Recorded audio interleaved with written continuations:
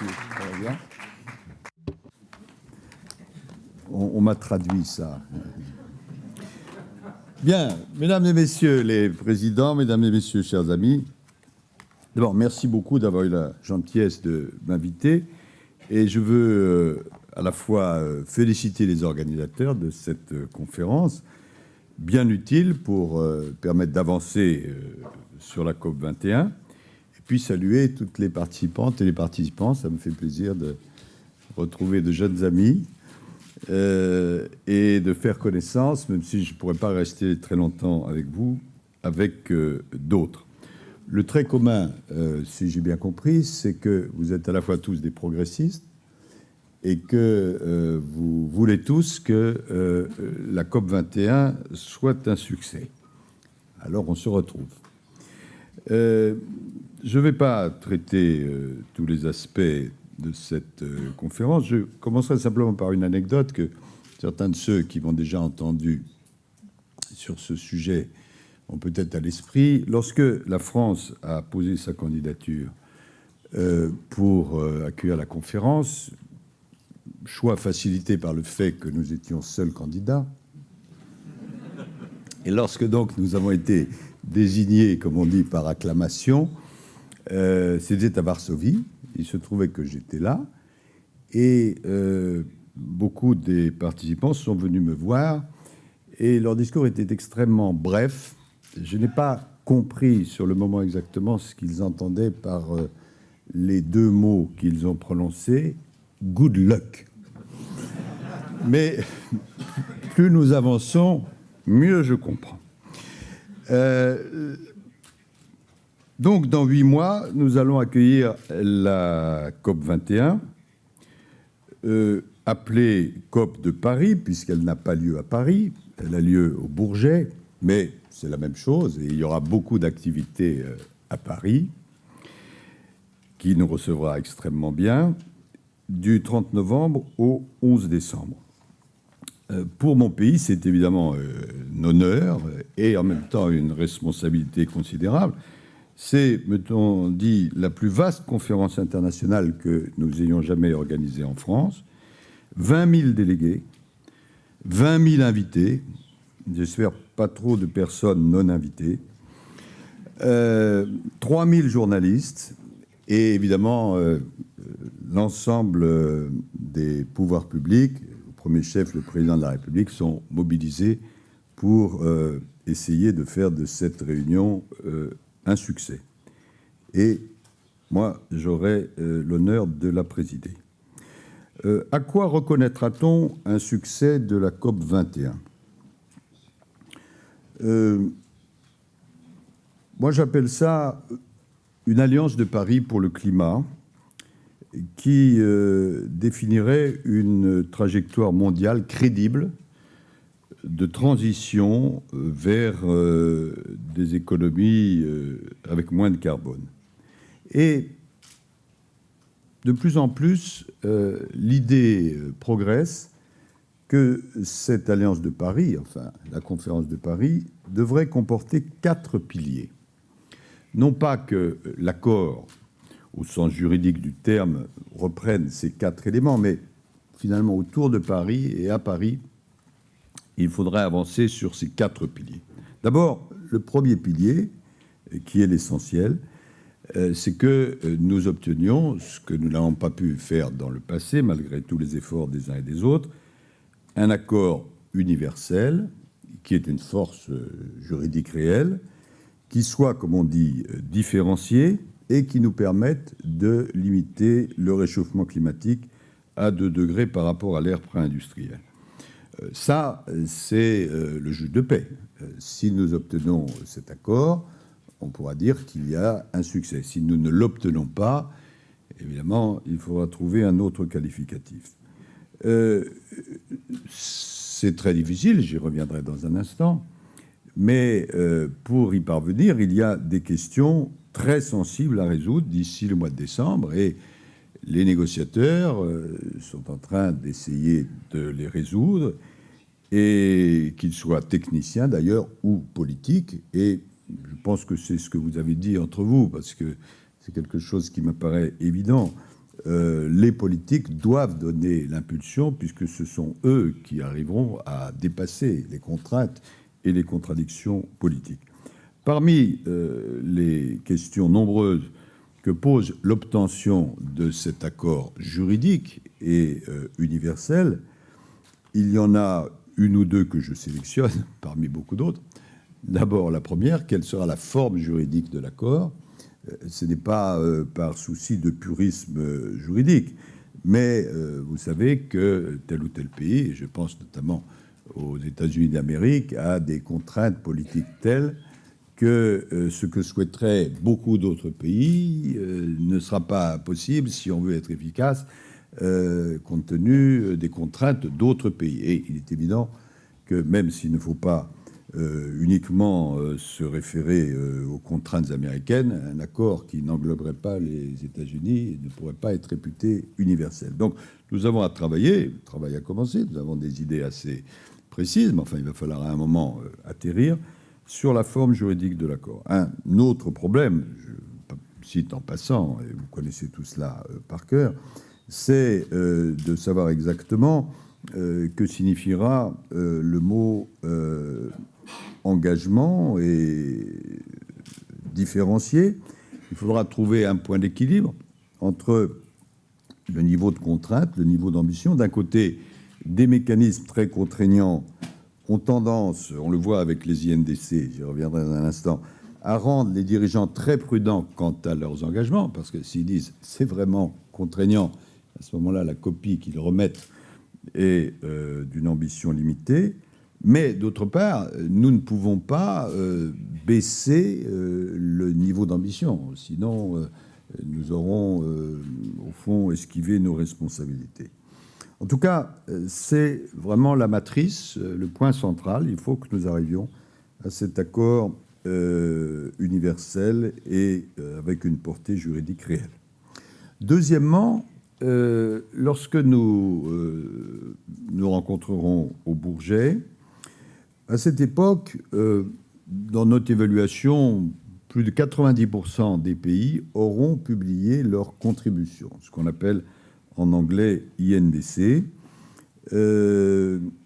Et déjà aujourd'hui, même si les délais n'ont pas été respectés, parce qu'il avait été écrit que le plus grand nombre possible d'États devraient publier leurs contributions avant la fin mars. Nous sommes au début du mois d'avril, et il y a à peu près un tiers des pays et des émetteurs, un tiers en nombre et en masse d'émissions, un tiers aussi, qui ont publié leurs contributions. Je voudrais saluer en particulier la contribution de l'Union européenne, qui est probablement la plus ambitieuse et qui a été le premier continent à publier sa contribution, dépassé par la Suisse, devancé par la Suisse, mais qui a mis les choses vraiment à un très bon niveau. L'un des problèmes qui va se poser, qui est un problème à la fois de présentation et de fond, c'est qu'il existe un risque que la somme des engagements nationaux qui seront annoncés avant la COP21 à travers ces INDC ne soit pas suffisante pour respecter l'objectif des 2 degrés. C'est ce que nous disent les spécialistes, nous verrons bien. Mais les premières contributions, effectivement, laissent à penser que si on prend la simple addition des INDC, on serait au-dessus de 2 degrés. Ça ne veut pas dire du tout que ça rende la COP21 inutile, c'est même le contraire. Mais ça veut dire que la COP21 ne sera pas simplement un point d'aboutissement de quelque chose, mais un point de départ d'autre chose.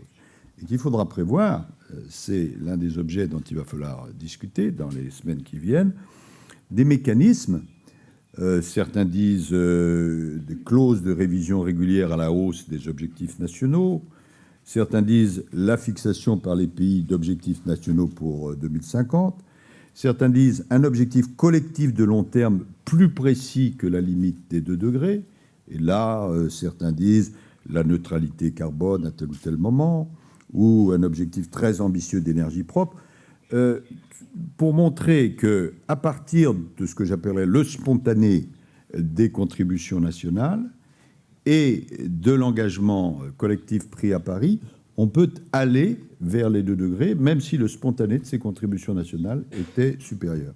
J'insiste sur ce point parce que je pense que, je ne sais pas à quel mois, là nous sommes au mois d'avril, peut-être au mois de juin ou au mois de septembre, lorsque davantage de contributions auraient été publiées, ces 2 chiffres, le chiffre des 2 degrés et l'addition supposée de ces contributions, ne vont pas nécessairement correspondre et qu'il faudra expliquer par l'action et par la proposition comment en tirer toutes les conséquences. Donc ça, ce sera le 2e pilier. Il y aura toute une série de contributions nationales qui seront importantes, intéressantes. Il y aura un 3e pilier qui ne sera pas nécessairement inclus juridiquement dans l'accord, mais qui est absolument décisif, qui est le pilier financier et technique, j'allais dire technologique, puisque lorsque on parle en particulier aux pays en développement de ces questions d'émissions de gaz à effet de serre, ils nous disent, écoutez, c'est très bien, on est tout à fait d'accord avec ça, simplement nous-mêmes, je pense notamment aux pays d'Afrique, nous sommes très peu émetteurs de gaz, et alors que nous sommes les premiers à être frappés par les conséquences du dérèglement climatique. Mais si on souhaite que nous fassions ce qui est nécessaire, il faut que nous disposions de finances et de technologies. Et c'est une évidence. Ces questions, d'ailleurs, vont être agitées tout au long de cette année, avec toute une série d'échéances. On devra les agiter à l'initiative de l'Allemagne et de la France au G7 qui aura lieu en Allemagne d'ici quelques semaines. Elles seront certainement agitées au mois de juillet lors du sommet d'Addis Abeba qui traitera des questions de finances, où il y aura, et il va falloir là faire œuvre de pédagogie et de méthodologie, une certaine confusion entre les finances nécessaires au développement en général et les finances nécessaires au climat. Il y a des intrications entre les 2 financements et il va falloir effectivement que l'on avance. Nous avons obtenu, et c'est une bonne chose, que ces questions soient traitées lors des réunions du Fonds monétaire international et de la Banque mondiale, parce que quand on parle de finances, mieux vaut, même si c'est un peu difficile, en parler avec les financiers. Nous en reparlerons au mois d'octobre, lors de la réunion du mois d'octobre à Lima, ça se trouve être au Pérou aussi, lors de la réunion de la Banque mondiale et du FMI, pour faire en sorte qu'on dise clairement comment mobiliser l'objectif des 100 milliards de dollars par an à l'horizon 2020. Qu'est-ce qu'on fait du Green Climate Fund, qui devra avoir commencé au moment où aura lieu la COP21 de Paris à fonctionner. Et ce point est absolument crucial. De même qu'est crucial, parce que tout ne viendra pas d'un financement public, c'est évident, l'idée qu'il faut installer que non seulement la prise en compte des questions climatiques dans les financements est indispensable, mais que, passez-moi l'expression, est un peu vulgaire, ça peut être une bonne affaire pour la croissance et pour les institutions et les entreprises qui s'en occupent. Et là, il y a une pédagogie à faire, une évolution à la fois dans les institutions multilatérales, dans les entreprises privées, dans les entreprises publiques, dans tous les organes de financement, pour montrer que c'est indispensable, que c'est nécessaire et que c'est possible. Ça, ce sera donc en lien avec la technologie.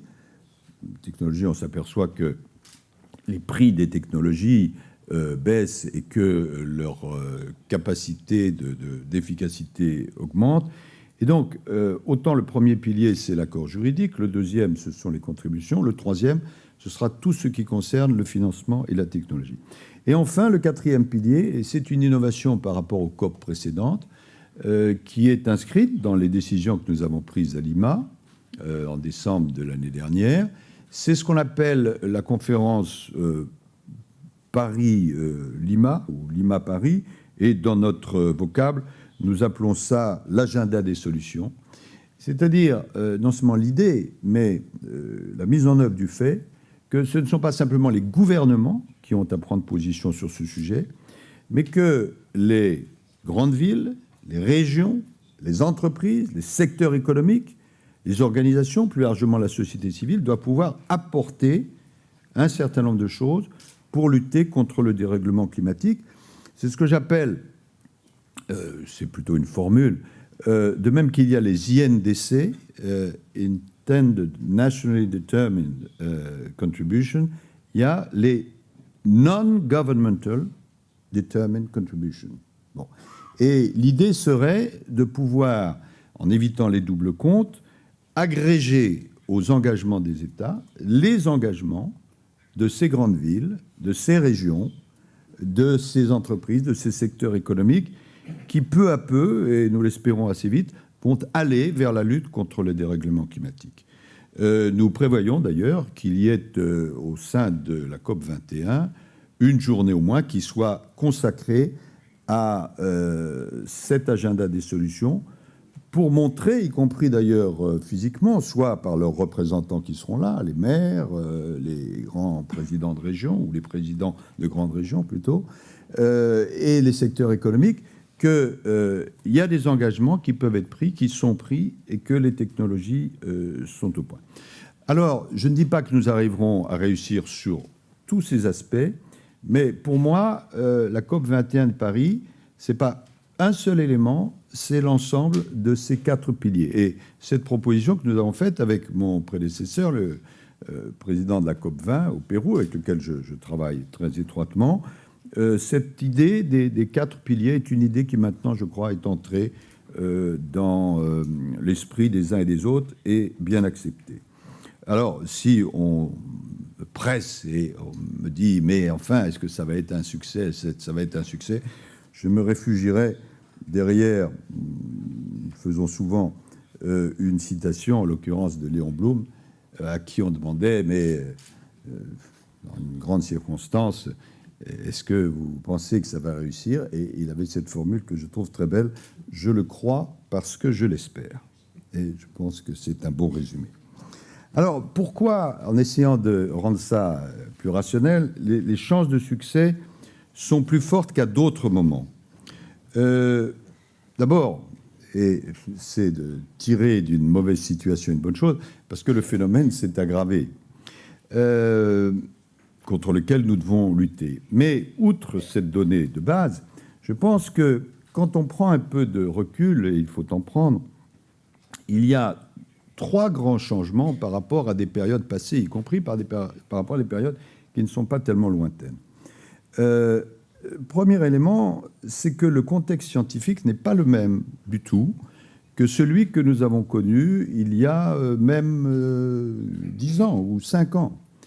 Je ne dis pas que le climato-scepticisme a totalement disparu, et je voyais des déclarations de tel ou tel responsable républicain américain sur mon bureau ce matin qui montraient qu'il reste quand même quelques personnes qui devraient lire les journaux. Mais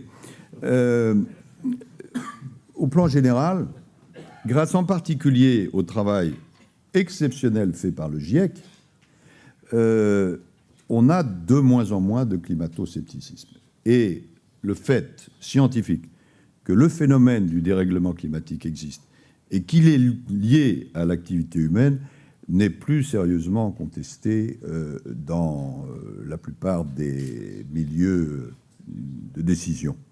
Évidemment, c'est un changement très très important par rapport à d'autres périodes où, quand vous abordiez ces questions, beaucoup disaient « est-ce que ça existe vraiment? Est-ce que l'homme est responsable de cela ?» Et de toutes les manières, c'est une affaire qu'on verra lors du prochain millénaire. Le contexte scientifique, avec les effets de la science, a complètement changé, et je dirais dans le bon sens. Deuxième modification très importante du contexte qui va peser, c'est que l'économie et la technologie ont bougé sur ces points-là. La technologie, c'est évident, j'y ai fait allusion. Les technologies sont maintenant de plus en plus nombreuses, de plus en plus efficaces, de moins en moins chères.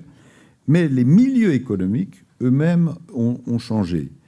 Je ne dis pas tous, mais beaucoup d'entre eux ont compris que c'était à la fois une nécessité d'ordre physico-moral, mais qu'en plus, c'était un des ressorts les plus forts de la croissance du futur. Et c'est ce qui explique d'ailleurs qu'on puisse réunir un agenda des solutions et qu'on puisse, sans confondre les responsabilités, demander à des grands secteurs économiques de se mobiliser. Et je pense que, compte tenu de l'influence de l'économique sur le reste de la société, c'est une donnée très favorable. Et puis, un troisième aspect qui a beaucoup changé, c'est la donne internationale. Le président Obama est très fortement engagé de manière absolument incontestable, et mon collègue John Kerry dans ce sens, et ils veulent vraiment y mettre leur crédit, quelles que soient les difficultés liées au Congrès. La Chine et son président sont engagés. C'est manifeste à travers l'accord américano-chinois, mais c'est manifeste quand vous discutez avec les responsables chinois. Et ces deux grands pays, qui n'étaient pas auparavant les plus prosélytes dans ce domaine, entraînent le mouvement avec beaucoup d'autres qui font que le contexte est tout à fait différent. Ce qui fait que notre défi pour le succès de la COP21, c'est bien sûr le travail de conviction, et moi je compte sur chacune et chacun d'entre vous pour aider à ce travail, mais c'est aussi et surtout le comment. Le pourquoi, je pense, il a largement été compris. Le oui, il faut encore le renforcer, mais il faut travailler beaucoup sur le comment. Ça ne veut pas dire qu'il n'y ait pas des difficultés qui soient considérables. Elles sont de toutes sortes. Qu'est-ce qu'il y a comme difficulté ? La difficulté, c'est qu'évidemment, chaque pays regarde midi à sa porte, et qu'en fonction de la différence des situations, les efforts sont différents. C'est légitime pour une grande part, dans la mesure où cela ne bloque pas le travail d'ensemble. Il y a aussi le fait que certains gouvernements, je ne peux pas distinguer le gouvernement et le pays, puisque à la COP21, c'est le gouvernement qui lève la main ou qui ne lève pas la main, mais certains gouvernements, pour des raisons en général idéologiques, ont montré leur réticence. Je ne vais pas vous faire un mapping politique, chacun a les choses présentes à l'esprit. Et notre travail, c'est un travail, je dis notre parce que nous sommes tous concernés, c'est un travail de conviction. C'est-à-dire que à chaque fois que nous rencontrons un dirigeant d'un de ces pays, il faut que nous posions la question de l'action de ce pays en faveur de la lutte contre le dérèglement climatique. Il faut que nous avancions des arguments, il faut que nous les convainquions. Et ce travail ne peut pas être fait uniquement par les ministres de l'Environnement, qui ont un rôle tout à fait essentiel, mais il doit être fait par l'ensemble des gouvernants, et je dirais l'ensemble de la société. La responsabilité de la société civile est évidemment très, très importante. C'est nécessaire, pourquoi ? Parce que les choses sont ainsi faites que cet accord nécessaire ne peut être acquis que par consensus. Et donc il faut qu'à la fin de la conférence, dans l'hypothèse souhaitable où nous serions arrivés à un texte commun, je le soumette au vote et que tout le monde lève la main.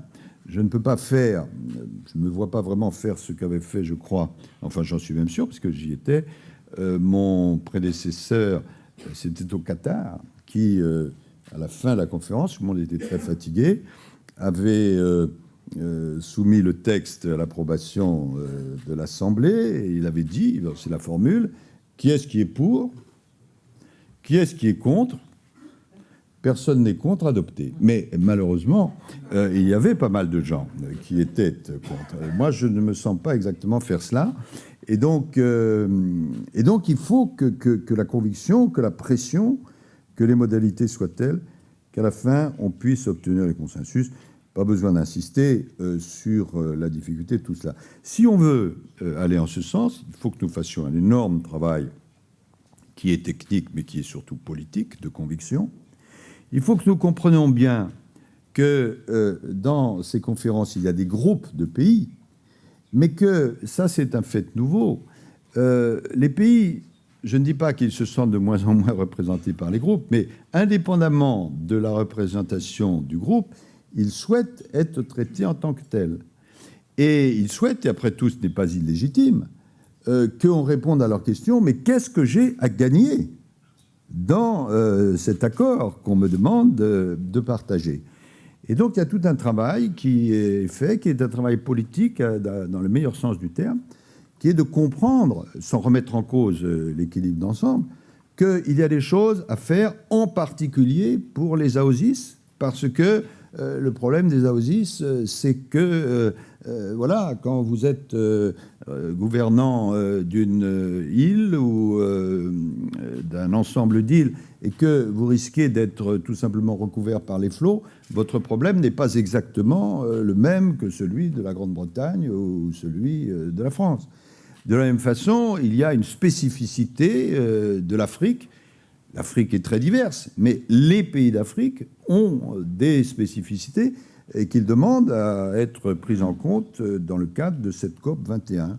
De la même façon, tel ou tel ensemble de pays d'Amérique du Sud. Et donc, il va falloir à la fois trouver cet accord d'ensemble, mais être suffisamment concret pour que les gouvernements se disent, voilà, ça vaut le coup, et il faut avancer en ce sens. Et non pas pour dans 50 ans. La COP, notre accord doit porter sur la période après 2020, mais plus on commence vite, plus, évidemment, les conséquences concrètes sont positives. Et donc, nous avons tout un travail à faire sur la période 2015-2020, puisqu'il ne faudrait pas que les gouvernants et l'opinion publique, qui jouent un rôle très important, se disent oui, c'est très bien, mais on nous dit des choses qui sont pour dans très très longtemps. Michael Bloomberg, qui a été chargé par Ban Ki-moon de s'occuper en particulier de la mobilisation des villes, me disait cela, et me disait, bon, quand j'ai entendu parler de ces problèmes pour la première fois, on m'a dit, c'est pour dans 50 ans. Et c'est un homme qui a de l'humour, il a dit, dans 50 ans, je serai quand même moins en forme qu'aujourd'hui, et mon groupe, il a très bien réussi dans l'affaire, je ne sais même pas s'il existera encore. Donc il faut à la fois avoir la vision longue, mais aussi montrer le cheminement et avoir aussi l'aspect plus court. Pour conclure, parce que je sens déjà au regard de notre ami que je suis un peu trop long, je voudrais dire un mot sur les conséquences que je tire de ces quelques éléments. Je serais très prolixe là-dessus si on me laissait parler, sur la méthode de négociation. Bon, la France, elle est l'hôte. J'ai dit c'est un honneur, c'est une responsabilité. Mais être l'hôte et assurer la présidence d'une conférence comme celle-ci, ça ne veut pas dire qu'on puisse procéder par imposition, encore moins par arrogance. Ça n'aurait aucun sens. Donc, le rôle qui est celui de la présidence, en l'occurrence la présidence française, c'est d'écouter chacun, de respecter ce que chacun a à dire, d'essayer de faciliter les synthèses, de garder un bon niveau d'ambition, mais nous ne pouvons pas nous substituer aux parties prenantes. C'est d'ailleurs la raison pour laquelle, probablement, on a choisi ministre des Affaires étrangères pour présider cela, parce que, normalement, le ministre des Affaires étrangères doit favoriser une négociation. En tout cas, c'est notre rôle. Alors, la France elle-même aura, et c'est Madame Ségolène Royal qui développera ce point, à expliquer ce qu'elle fait, à travailler au sein de l'Europe d'une manière positive, à montrer en France ce que nous faisons en matière de transition énergétique et dans d'autres domaines. Mais pour ce qui est de la présidence, il faut que nous soyons plutôt des facilitateurs avec ambition, et on ne peut pas procéder autrement. Cette conférence, je terminerai là-dessus, qui est à la fois un point d'aboutissement et un point de départ, faisons attention, elle a... c'est ça qui est en un sens réconfortant. J'étais à Lima, à la COP 20, et la plupart des orateurs qui intervenaient disaient « mais à Paris, l'année prochaine, ce sera un grand succès ». C'est très bien, il faut mieux arriver avec un esprit positif. Simplement, beaucoup d'entre eux disaient, avant de conclure par ça, ils disaient au début de leur propos, il y a un problème très important, très difficile, mais justement, on ne va pas le traiter aujourd'hui, on va plutôt le remettre l'année prochaine. Et je leur disais, mais rapprochez les deux termes de votre discours, et ce serait bien quand même, si vous souhaitez qu'il y ait un succès à Paris, qu'il y ait quelques questions qui aient été réglées avant. La question du temps est très importante. Je ne pense pas que on puisse attendre de régler tous les problèmes avant même qu'ait commencé la COP21. Je ne suis pas un spécialiste de ces questions, même si j'essaye de rattraper mon retard. Mais ce que j'ai compris, c'est au fond une espèce de contradiction dont on a du mal à sortir. L'organisation des travaux des COP, c'est tout au long de l'année de faire se réunir des techniciens pour essayer d'avancer sur toute une série de sujets. Mais les techniciens, les meilleurs du monde, produisent ce qu'on met dans la machine, c'est-à-dire de la technique, et ont énormément de mal à surmonter les contradictions et à faire des choix. Les choix doivent appartenir aux politiques.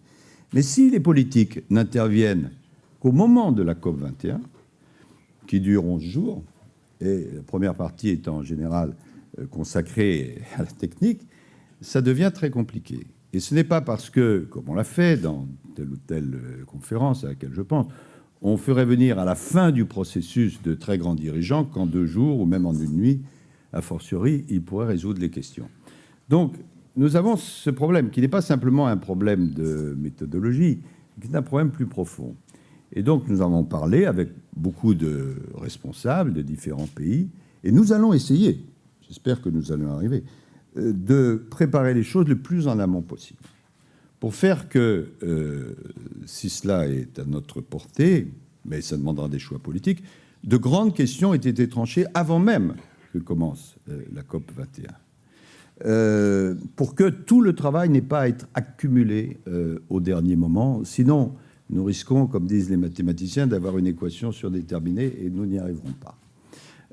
Et donc, ça veut dire, très concrètement, qu'alors que la COP va commencer fin novembre, l'objectif que nous nous sommes fixés, avec le secrétaire général des Nations Unies, Ban Ki-moon, qui est très engagé dans ce processus, c'est d'essayer d'avoir traité de grandes questions dès la fin du mois d'octobre de cette année, pour que seules certaines questions, tout ne va pas être réglé, puissent être traitées ensuite à la fin lors de la COP. Le travail, de toutes les manières, sera considérable. Ça demande donc qu'il y ait une pression qui soit exercée de nature politique sur les négociateurs, techniciens. Ça demande qu'il y ait une mobilisation politique, et c'est le premier chef, le président de la République, qui le fera, et je serai bien sûr à ses côtés, pour qu'on ne soit pas pris par le temps et qu'on arrive à concilier ces impératifs qui, jusqu'à présent, ont eu beaucoup de mal à être conciliés. Cette conférence est très importante, pas seulement parce que, comme le dit avec une formule qui résume tout, Ban Ki-moon, je lui ai demandé si je pouvais l'utiliser sans qu'il me demande des royalties excessifs. Il m'a dit oui, donc je le fais. Et il dit, en anglais, mais je vais le dire en français, il n'y a pas de plan B parce qu'il n'y a pas de planète B. Ben, je pense que ça résume tout. Ça résume tout, on comprend tout. Mais ce qui est en cause, c'est plus largement le système multilatéral. Si nous n'arrivons pas au succès lors de cette conférence, je pense que c'est la méthode elle-même de discussion qui ne pourra pas être reprise. Or, comment peut-on résoudre des problèmes par définition mondiaux s'il n'y a pas une méthode de discussion qui engage les uns et les autres? Et donc, dans cette conférence, c'est bien au-delà d'une conférence que la France serait heureuse d'accueillir et de contribuer à faire réussir. C'est vraiment le multilatéralisme, ce qui est en jeu, et la question toute simple, mais qu'il va falloir faire partager à tous, comment faire en sorte que le monde soit encore vivable. Et moi, je compte beaucoup sur les dirigeants du monde entier, sur les responsables du monde entier, sur toutes les organisations, parce que bien sûr, les gouvernements feront, je l'espère, ce qu'ils doivent faire, mais c'est si la société civile, dans sa diversité, est mobilisée dans le bon sens, que nous allons réussir. Je sais que c'est de votre souhait, et donc la France fera le maximum pour qu'il en soit ainsi. Merci. Merci, monsieur. Bon,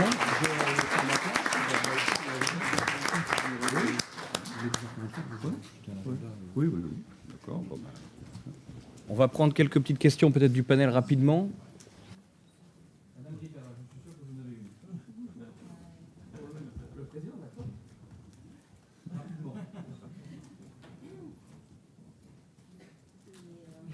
Positive dans les systèmes. Alors, je crois qu'il faut changer la mentalité et devenir orgueilleux de faire plus. Et pour ça, est-ce que vous pensez que partager cette ambition de façon géométrie variable dans le multilatéralisme, c'est-à-dire introduire le plurilatéralisme dans les contextes de multilatéralisme, pourrait être une solution? Parties willing to do so, share, quelque chose qui va au-delà de ce qui a été fait. Oui, c'est souhaitable, mais le problème, c'est que c'est le problème entre l'idéal et le réel. Bon, c'est un problème que chacun d'entre vous pratique. Bon, idéalement, c'est ça. Et quand on discute, ce matin, j'accueillais le Premier ministre indien qui est là et qui est un partenaire, évidemment, de premier plan dans cette conférence. Qui a fait beaucoup de choses lorsqu'il était Chief Minister du Gujarat, qui a des ambitions considérables pour son pays. Mais en même temps, regardant la situation, la part du charbon dans la production et l'utilisation d'énergie en Inde est extrêmement importante. Donc, autant la volonté est là, autant il a en charge déjà un peu plus d'1 milliard de personnes. Ça fera 1,7 milliard d'ici quelques décennies. Et donc, il est obligé de tracer la flèche. Donc, voilà, tout ce qu'on pourra faire pour encourager à aller plus loin, il faudra le faire, mais en sachant que chaque pays aussi essaye de défendre ses intérêts nationaux. Donc, il faut que nous soyons assez forts collectivement pour montrer qu'il doit y avoir une convergence entre les intérêts nationaux et l'intérêt supérieur, l'intérêt général. Je vais me permettre une petite question, Monsieur le Président, sur justement des notions qui commencent à émerger, la communauté internationale qu'on a décrié beaucoup en droit international par le passé. Là, on a une réalité, la même planète, pas de planète B. Comment ce sentiment prégnant infuse un peu dans les discussions? Ça dépend des pays. Ça dépend des pays. L'idée qu'on est tous embarqués sur un même vaisseau, qu'il n'y a qu'une seule terre, c'est une idée qui est quand même très largement partagée. Ça, c'est une excellente chose. Et partagée aussi d'abord par la population, qui se rend compte que tous les phénomènes sont mondiaux, et encore plus les phénomènes climatiques, parce que il n'y a pas de douanier aux frontières du climat. Je crois d'ailleurs qu'il faut montrer que ce n'est pas simplement une question environnementale, mais que ça va beaucoup plus loin. Par exemple, les rapports entre, je sais que vous avez travaillé là-dessus, le dérèglement climatique et la sécurité. Le dérèglement climatique, c'est toujours un dérèglement du développement, et le dérèglement du développement aboutit à un dérèglement de la sécurité. Des choses aussi que je ne connaissais pas, mais bon, c'est l'intérêt de travailler sur des sujets comme ceci. Le rapport entre la déforestation et la santé. Le sida à l'état de virus, l'Ebola à l'état de virus, sont des virus qui existent depuis très longtemps dans les forêts, mais qui sont à l'état latent. Et lorsque la déforestation se produit, à ce moment-là, passez-moi l'expression, ces virus éclatent avec les conséquences ravageuses que l'on connaît. Et si la déforestation continue, on aura des phénomènes identiques. Donc montrer à l'opinion publique que on joue non seulement notre condition de vie, mais qu'avec les conséquences que ça peut avoir sur la sécurité, sur les conflits, sur les guerres, sur l'eau, sur les ressources, sur le pétrole, sur... Bon. Après, je disais en réponse à la précédente question, il s'agit de trouver un chemin qui montre que ce n'est pas uniquement des contraintes, mais que c'est aussi une opportunité. Parce que si, c'est François Mitterrand qui nous disait souvent ça, Il dit, si vous expliquez à la population qu'aujourd'hui, c'est difficile, demain, c'est pire, et qu'on ne vous parle même pas d'après-demain, il faut mieux faire autre chose. Bon. Donc, il faut dire la réalité, mais montrer qu'il y a un chemin.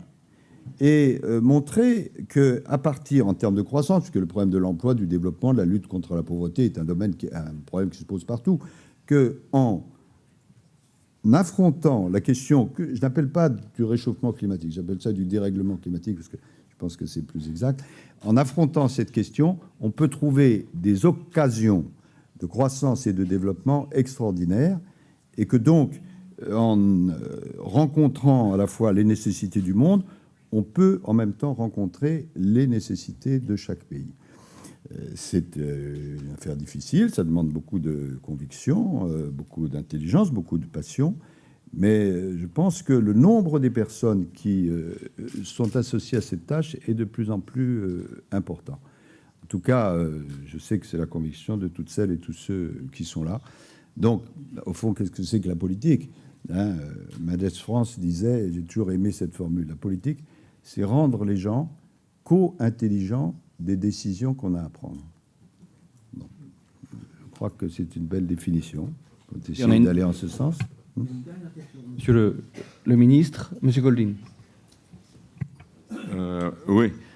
Si vous me permettez en anglais, je ne sais si c'est un problème. Je suis tout d'accord avec vous, tout à fait d'accord, pour dire que c'est un test du système multilatéral à l'avenir. Le dernier accord multilatéral important, ça a été le cycle de l'Uruguay, il y a 25 ans. Avant, et à l'époque, il y avait 30 pays de moins dans le monde, et le monde était 40% moins important qu'aujourd'hui. Ce qui m'a frappé, c'est que le succès du cycle de l'Uruguay, ça a été les alliances. Et les négociations ont été simplifiées par ça. Et je n'ai pas l'impression que cela se produise sur le climat. Est-ce que ça peut se produire? Est-ce qu'il est possible de négocier avec tant de pays différents? Et comment est-ce que vous allez naviguer dans un monde qui est beaucoup plus fragmenté qu'à l'époque? Il y a des groupes en matière de climat, vous le savez. Il y a le groupe des 77, il y a l'ALBA, il y a les AOSIS, il y a le groupe africain, il y a toute une série de groupes. Et il faut bien sûr discuter avec ces groupes. Et c'est ce qui est fait au sein de l'ADP. Il y a 2 co-chairs qui sont un Américain et un Algérien, extrêmement compétents, qui discutent à la fois avec chaque pays et avec chaque groupe. Et c'est ce que nous devons faire pour préparer la COP21 et pendant la COP21. Mais en même temps, c'est indispensable, parce que si ces groupes existent, c'est qu'ils ont trouvé des communautés d'intérêts et de situation. Et c'est très difficile de négocier. Nous sommes 195 pays, 196 parties. Donc, si on négocie avec chacun, c'est compliqué. Donc, il faut négocier avec ces groupes. Mais quelque chose que vous ressentez certainement et que je ressens, c'est que, pour des raisons diverses, les États ne se sentent pas aussi représentés par leur groupe que c'était le cas auparavant. Et donc, qu'il faut, si je puis dire, doubler, compléter cette discussion avec les groupes par un mapping politique extrêmement précis. Et ce mapping politique, c'est la tâche de la présidence et des Nations Unies et d'autres de l'organiser. Je dois dire, je l'ai fait déjà dans mon exposé, mais je veux le faire à nouveau, à quel point je me sens conforté par l'engagement personnel de Ban Ki-moon et de toute l'équipe des Nations Unies dans ce sens. Et vous savez, ça prend des formes assez diverses. On pourra dire c'est superficiel. Non. Nous faisons le point avec les Nations Unies des conversations, des coups de fil que nous devons passer, le président de la République française, le secrétaire général des Nations Unies, d'autres, moi-même, aux uns et aux autres pour les convaincre. Bon. Et nous avons beaucoup de contacts, nous voyageons, donc à chaque fois, nous traitons cela et puis nous regardons où nous en sommes. Donc, et ce n'est pas de